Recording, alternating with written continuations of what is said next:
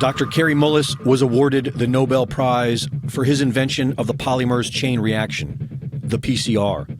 The PCR is a method of analysis and wasn't designed to test for a virus. Mullis explains why. And with PCR, if you do it well, you can find almost anything in anybody. It starts making you believe in the sort of Buddhist notion that everything is contained in everything else, right? I mean, because if you can amplify one single molecule up to something that you can really measure, which PCR can do, then there's just very few molecules that you don't have at least one single one of them in your body, okay? So that could be thought of as a misuse of it, just to claim that it's meaningful. The PCR test can potentially find anything you are looking for, depending on how high you turn it up.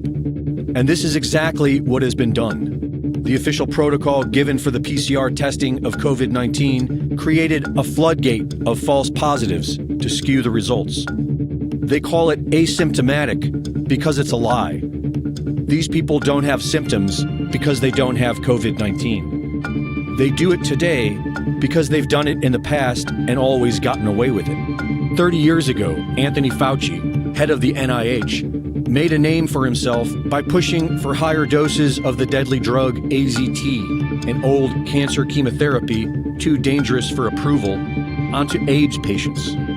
Kary Mullis was hired to measure HIV in people's blood samples with his PCR. He was working under the premise that HIV was the probable cause of AIDS. But when he went looking for the proof, he found there was none. They just made it up. What is that paper? Who do I go to for that? And I looked around, I asked a couple of virologists at that company, and they said, no, you don't have to reference. I said, I have to reference that because I don't know where that came from. How do I know that? And it turned out that nobody knew it. And I was getting really freaked about that. That's when I first started saying, they don't know. Nobody really knows.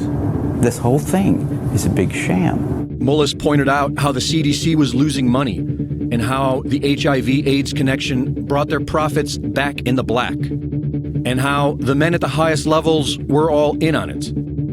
Kary Mullis knew these men were dangerous. They don't want people like me walking up and asking them those kind of questions, and they're willing to go to great lengths to prevent that.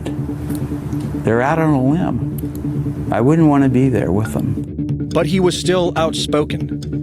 When ABC's Nightline approached him about doing a documentary on his work, Mullis convinced them to cover the HIV debate after nearly a decade of ignoring it. In a 1994 interview with Celia Farber for Spin magazine, Kary Mullis expressed how he really wanted to expose Anthony Fauci and Robert Gallo.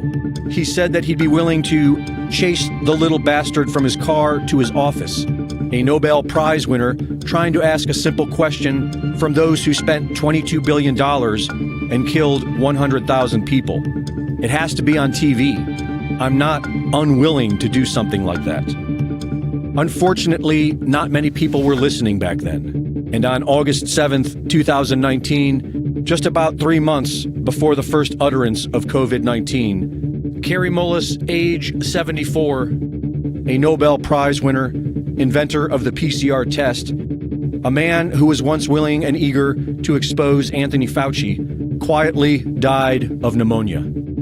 The timing of it all is mysterious to many of us.